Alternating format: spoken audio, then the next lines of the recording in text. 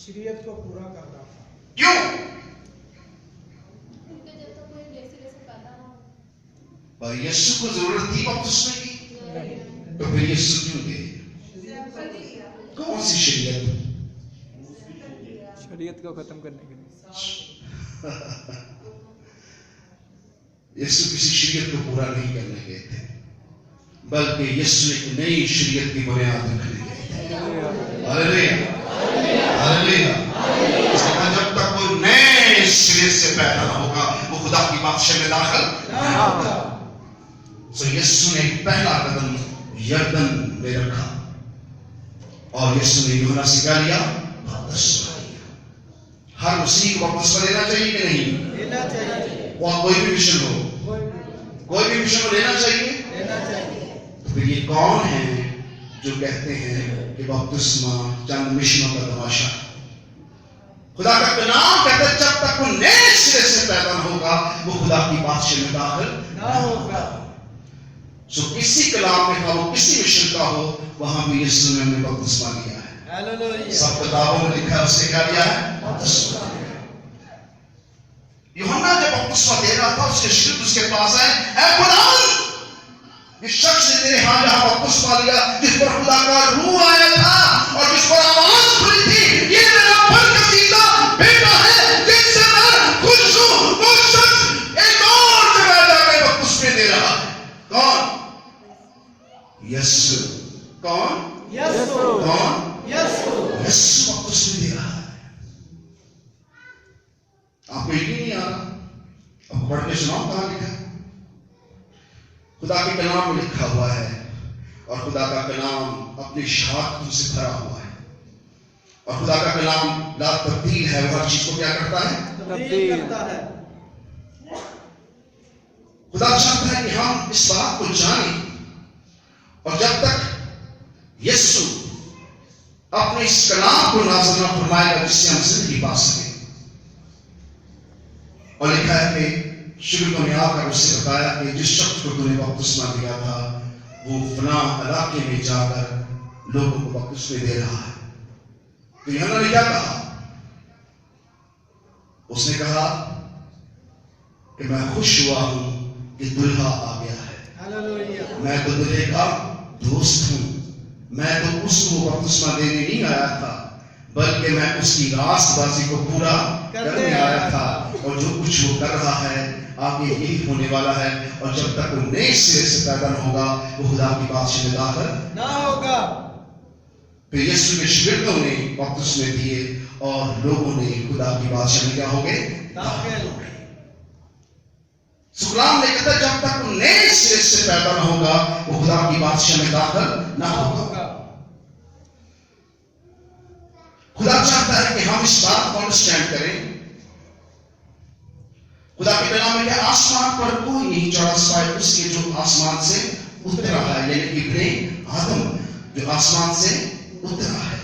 और जिस तरह मूसा ने सांप को बियाबान में ऊंची पर चढ़ाया, इसी तरह जरूर है कि इब्ने आदम को भी ऊंचे पर चढ़ाया जाए, ताकि जो कोई ईमान लाए उसमें हमेशा की जिंदगी पाए। क्योंकि खुदा ने दुनिया से ऐसी मोहब्बत रखी कि उसने अपना इकलौता बेटा बख्श दिया, ताकि जो कोई इस पर ईमान लाए हलाक न बल्कि हमेशा की जिंदगी पाए। क्योंकि खुदा ने बेटे को दुनिया में इसलिए भेजा कि दुनिया पर सजा का हुक्म करे, बल्कि इसलिए कि दुनिया उसके वसीला से निजात पाए।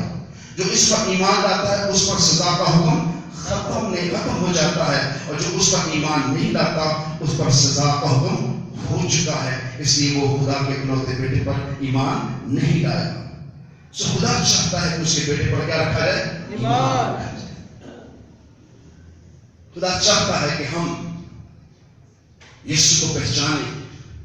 यीशु ने निकोदेमुस से जब कहा कि जब तक वो नए सिरे से पैदा होगा, वो खुदा की बादशाह में दाखिल नहीं हो सकता। सो नए सिरे से पैदा होने के लिए यीशु ने इस बपतिस्मे को लिया, ताकि कोई ये ना कहे कि यीशु ने ये कहा तो है पर यीशु ने किया नहीं है। और जब उसने किया है तो यूहन्ना ने क्या कहा? मैं आप तुझसे बपतिस्मा लेने का मुहताज हूं। मैं आप तुझसे बपतिस्मा लेने का मुहताज मैं तेरे पांव का जूता खोलने के लिए लायक नहीं हूं। यीशु ने क्या कहा? से ही होना। उसने कहा अब तू होने दे, क्योंकि हमें इस रास्त बाजी को पूरा करना है। ऐसे ही पूरा करना है। वो यीशु से कहता है कि मैं तुझसे बपतिस्मा लेने को मोहताज हूं, पर यीशु से कहते हैं इस रास्तबाजी को हमें ऐसा ही पूरा करना है। तो ये इससे रास्तबाजी मिलती है मुफ्त। इससे क्या मिलती है? मुफ्त क्या मिलती है? रास्तबाजी मिलती है। जब तक आप शरीयत को पूरा नहीं करेंगे, आप शरीयत के बगैर रास्तबाज नहीं ठहर सकते। जब तक शरीयत के एक एक कौल को, एक एक लफ्ज को पूरा न करेंगे, एक एक चीज को पूरा न करेंगे, आप शरीयत को पूरा किए बगैर पाक साफ नहीं हो सकते। यहाँ यीशु कहते हैं गुनाहगारों को मेरे पास लाओ। गुनाहगार यीशु के पास अगर बपतिस्मा ले लें, तौबा करते हैं और वो खुदा की बादशाह में दाखिल होने का फकी फरिश्ते कहते हैं सांप के बच्चों, तुम्हें किसने जिता दिया कि आने वाले गजब से भागो। कितनी बड़ी बड़ी इसराइल है, सदियों से हम इसका नाम सुन रहे हैं, कब्र मसीह, मसीह से पहले, मसीह के बाद। लेकिन मकाशवा हमें बताता है 1,44,000 पर मोहर की गई। 44,000 पर मोहर की गई। हर कबीले में से 12,000 पर मोहर की गई। हर कबीले में से 12,000 पर मोहर की गई। मैंने पढ़ के सुनाया, मैंने इस बात तक सिखाई हुई है। यानी कि इतनी बड़ी कौम में से सिर्फ 1,44,000 पर मोहर की गई है, बाकियों पर मोहर नहीं की गई है।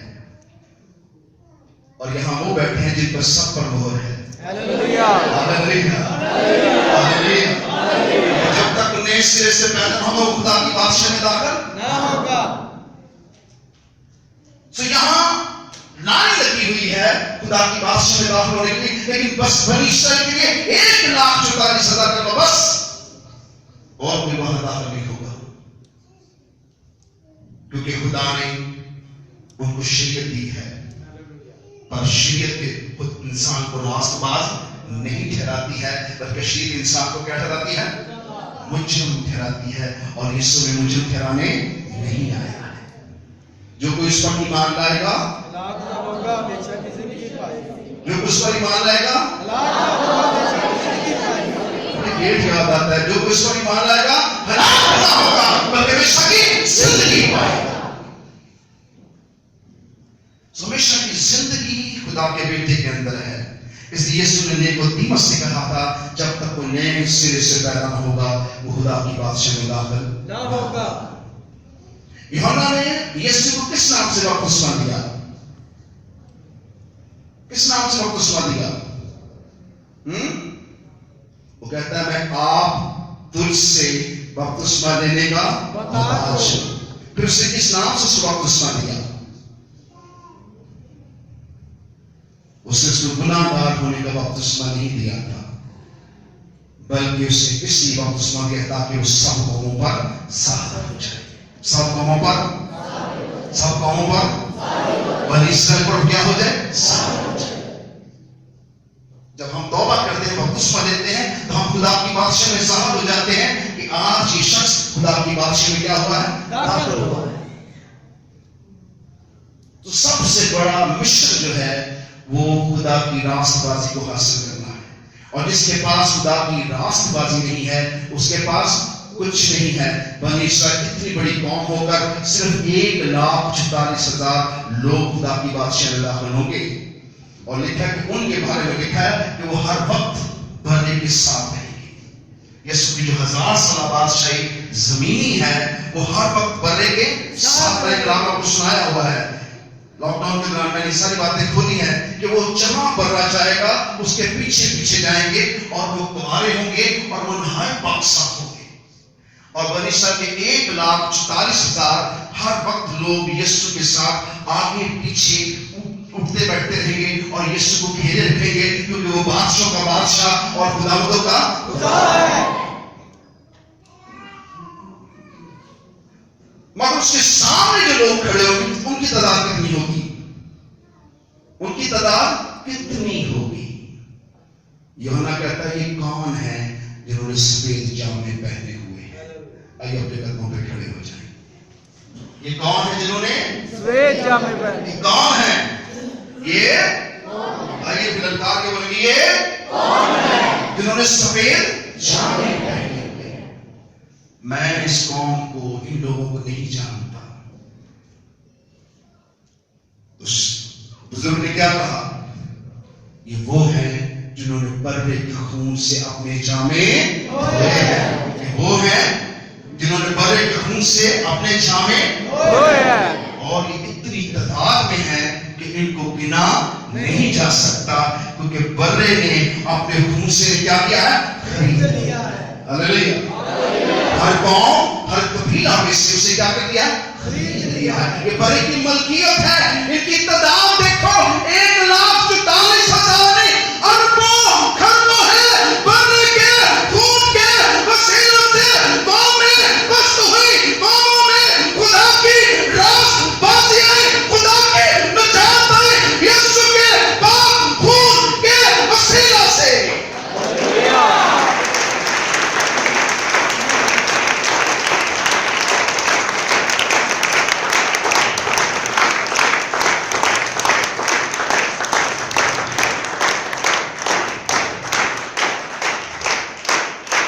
اب سنیں کہاں لکھا ہے. ان باتوں کے بعد یسوع اس شگرد کے یہودا کے ملک میں آئے اور وہاں ان کے ساتھ رہ کر بپتسمہ دینے لگا. ان باتوں کے بعد یسوع اور اس کے شگرد یہودا کے ملک میں آئے اور وہاں ان کے ساتھ رہ کر بپتسمہ دینے لگا. کون؟ یسوع. کون؟ یسوع. اور یوحنا بھی شعیم کے اندر نزدیک حبون میں بپتسمہ دیتا تھا کیونکہ وہاں پانی بہت تھا اور لوگ آ کر بپتسمہ لیتے تھے. کیونکہ یوحنا اس وقت تک قید خانہ میں ڈالا نہ گیا تھا. بس یوحنا کے شاگردوں کو کسی یہودی کے ساتھ طہارت کے بابت بحث ہوئی. انہوں نے یوحنا کے پاس آ کر کہا کہ اے ربی، جو شخص یردن کے پار تیرے ساتھ تھا جس پہ تو نے وحی دی ہے، دیکھ وہ بپتسمہ دیتا ہے اور سب اس کے پاس آتے ہیں. یوحنا نے جواب میں کہا کہ انسان کچھ نہیں کر سکتا جب تک اس کو آسمان سے نہ دیا جائے. تم خود میرے گواہ ہو کہ میں نے کہا کہ میں مسیح نہیں بلکہ اس کے آگے بھیجا گیا ہوں. جس کی دلہن ہے وہ دلہا ہے، مگر دلہے کا دوست کھڑا ہوا ہے، اس کی سنتا ہے. دلہے کی آواز بہت خوش ہوتا ہے، دلہے کی آواز میں خوش ہوتا ہے. بس میری یہ خوشی پوری ہوئی. ضرور ہے کہ وہ بڑھے اور میں گھٹوں. کون؟ یسوع بڑھے. کہتے ہیں شالیم میں ایک شخص جسے تو نے بپتسمہ دیا تھا وہ وہاں بپتسمہ دے رہا ہے. وہاں اس وقت کلیسیا نہیں بنی تھی پر وہ ذکر کرتا ہے دلہا بھی آ گیا ہے اور دلہن بھی آ گیا. دلہا بھی آ گیا اور یہ بھید ہیں خدا کے کلام کے. سو سنیں اور سمجھیں، ایس اور تکرار نہ کریں. جو اسے قبول نہیں کرتا وہ خدا کے کلام کو رد کرتا ہے، اور جو خدا کے کلام کو قبول کرتا ہے وہ خدا کے بیٹے کو قبول کرتا ہے. جو خدا کے بیٹے کو قبول کرتا ہے وہ کہاں جائے گا؟ آسمان پر. دلہا کون ہے؟ دلہا کون ہے؟ دلہا کون ہے؟ اور دلہن کون ہوگی؟ دلہن وہی ہوگی جس نے توبہ کی ہے اور بپتسمہ لیا ہے اور اس نے اپنے آپ کو نجات کے لیے تیار کیا ہے، پاک اور صاف کیا ہے. ہم تو وہ قومیں ہیں جو بت پرست قومیں تھی. ہم بدکار نسل ہیں.